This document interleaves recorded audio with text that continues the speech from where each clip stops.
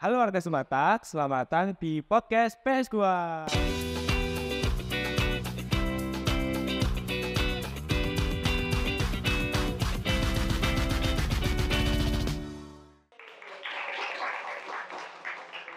Ada yang belum tahu kan PS2 ini apa atau podcast PS2 ini apa? Ini adalah program baru dari OSIS dan BTS. Untuk episode pertama ini kami mengundang tokoh nomor 1 di sekolah kita. Kita sambut Pak Sito SPD.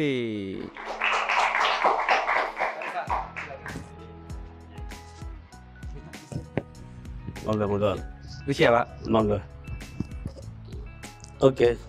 Nah, sebelumnya kami mengucapkan terima kasih untuk Pak Sito karena sudah menyempatkan waktu untuk datang di acara kita. Terima kasih kembali. Assalamualaikum warahmatullahi wabarakatuh. Tujuan podcast ini adalah hadiah dari kami, Pak. Sebagaimana kan Bapak sudah berjasa pada kami, juga Bapak setelah ini memasuki masa purna. Nah, siap. Yeah. Sebelum itu kami mengucapkan terima kasih kepada Pak Sito. Terima kasih luar biasa, bisa tepuk tangan. Oke, Bapak kabarnya bagaimana? Alhamdulillah sehat walafiat. Masih aktif dalam dunia badminton, Pak? Alhamdulillah. Cuma akhir-akhir ini karena kesibukan, biasanya Jumat pagi ini agak berkurang. Iya. Pak, saya mau tanya. Monggo. Ini kan Bapak sudah 36 tahun di dunia pendidikan dan Siap. juga berkecimpung sudah lama sebagai guru, sebagai kepala sekolah. Iya. Terus juga ada perjalanan mulai awal hingga menjadi kepala sekolah ini, Pak. Boleh diceritakan? Oke. Terima kasih teman-teman pendengar podcast PS2. Ya, podcast sepulang sekolah. Yeah. Jadi saya meneliti karir, saya terlahir di Kota Bojonegoro, tepatnya Desa Sidodadi, Kecamatan Kapas, Kabupaten Bojonegoro, tahun 1964, tanggal 20 April. Itu. Kemudian sejarah pendidikan saya mengenyam pendidikan SD di SD Negeri Ngatiluhur, Kecamatan Balen, Kabupaten Bojonegoro. Nah, saat SD itu saya sudah punya pikiran, Mas. Saya melihat guru-guru itu di daerah saya kok enak ya, guru sambil bertani. Kemudian saya punya pikiran, saya harus jadi pegawai negeri. Nah, akhirnya saya melanjutkanlah ke SMP Negeri 1 Balen. Itu sekolah pertama di sana. Saya anak pertama karena di desa itu baru buka sekolah itu. Tesnya di kota waktu itu ikut SMP 2 Bojonegoro. Setelah SMP saya melanjutkan, sebetulnya ingin ke SPG biar langsung jadi guru SD kan begitu. Oleh guru saya banyak disayang guru waktu SMP itu, kamu melanjutkan di SMA saja ke perguruan tinggi biar jadi guru SMA. Tidak tahu alasannya apa. Akhirnya saya manut, saya melanjutkan ke SMA Negeri Sumberjo. Setelah SMA 3 tahun saya lanjut ke perguruan tinggi ke IKIP Negeri Malang. Waktu itu masih IKIP, sekarang UM ya. Dan di sana saya mengambil fisika. Mengapa mengambil fisika? Ada sejarah. Saat mau perguruan tinggi itu supaya diterima kan kita harus cek berapa yang daftar, berapa yang diterima. Saat itu yang daftar sebelumnya itu 62, diterima 32, berarti kan hanya 1:2 lah sekitar itu. Akhirnya diterima di perguruan tinggi, masuk kuliah tahun 84, keluar 87. Nah, setelah keluar 87 itu saya GTT di Bojonegoro. Saya ambil diploma 3. Ternyata belum sampai 1 tahun, jadi saya GTT bulan Juli, bulan Maret saya sudah dipanggil ke sekolah ini. Meskipun pertama awalnya salah sekolah SK saya, Mas. Tertulis SMA Negeri 2 Tempeh. Tapi setelah saya urus, saya tetap ngambil di SMA 1 Tempeh. Nah, di sini mulai 88 saya meniti karir ini karena hobi, ya saya harus kerja dengan semangat tentunya. Saya mulai tahun 91 itu sudah diberi kesempatan menjadi pembina OSIS, di tahun yang sama itu menjadi pembina pramuka, kemudian menjadi pembina koperasi, wali kelas. Saya ikuti terus untuk mengembangkan karir saya dan mengembangkan sekolah ini tentunya dengan teman-teman. Nah, kemudian tahun 1996 saya diberi kesempatan menjadi Wakasarana. Seiring waktu terus dikembangkan, tahun 2003-2004 saya diberi kesempatan menjadi Wakasek Kurikulum dan lanjut sampai 2008. Awalnya sekolah Adiwiyata itu. Jadi 2007-2008 saya ganti menjadi Wakasek Sarana untuk menyelenggarakan penilaian sekolah Adiwiyata, sekolah peduli lingkungan itu. Kemudian lanjut terus sampai berhasil Adiwiyata ya waktu itu. Kemudian tahun 2018 saya ternyata mendapat amanah menjadi kepala sekolah sampai sekarang, dan insya Allah sampai purna tetap di SMA Tempeh itu. Alhamdulillah.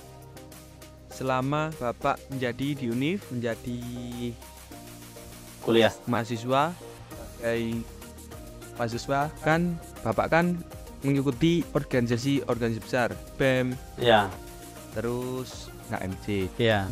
Di organisasi tersebut Pak Suto menjabat sebagai apa? Iya, saya kebetulan termasuk sama seperti kalian di OSIS.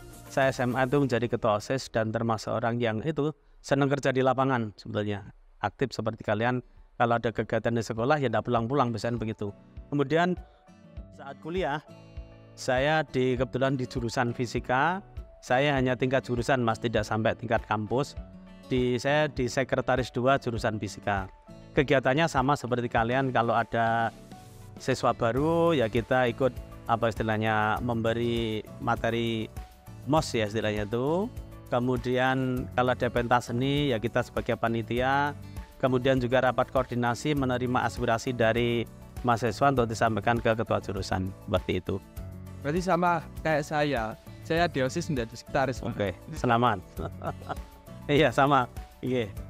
Dan saya jabatan sekretaris itu di mana-mana sering, mesti di sekretaris gitu. Nggih. Di PGRI juga begitu, kebetulan saya datang di sini tahun 88 ya tadi. Tahun 95 sudah ikut di PGRI cabang Tempeh dan menjadi sekretaris 2 sampai tahun 10 tahun. 95 sampai 2005. Nggih, gitu. 10 tahun. Iya, 2 periode itu, Mas. Nggih. Mengenal Pak Suto ini mulai kelas 10 hingga menjadi kepala sekolah saat ini.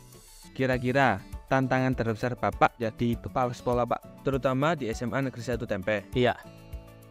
Alhamdulillah SMA 1 Tempeh itu termasuk istilah kalau saya mengatakan sudah terlanjur berprestasi, terlanjur diminati orang, terlanjur menjadi sekolah favorit di luar kabupaten, sehingga saya harus mempertahankan itu. Mulai dari prestasi akademik dan non-akademik. Di akademik sejak ujian nasional, jadi SMA Tempeh sejak saya jadi guru fisika ya waktu itu, insya Allah seingat saya selalu 3 besar. Jadi SMA 1, SMA 2, SMA Tempeh, SMA 2, 1 Tempeh. Begitu terus, cuma kita belum bisa ke 1 ya, yang sering ke 2 atau 3. Itu akademik. Kemudian saya punya rintisan pengen menjadi prestasi yang sekolah lain. Akhirnya saya dan teman-teman ikut penilaian lomba Adiwiyata. Itu juga prestasi non akademis. Jadi di situ kita mengikuti kegiatan penilaian penilaian sekolah Adiwiyata, karena tidak ada juara 1, 2, tapi penghargaan bagi yang peduli lingkungan. Alhamdulillah kita perjalanannya bisa sampai mandiri untuk sekolah Adiwiyata. Kemudian saat saya jadi kepala sekolah itu tetap harus mempertahankan.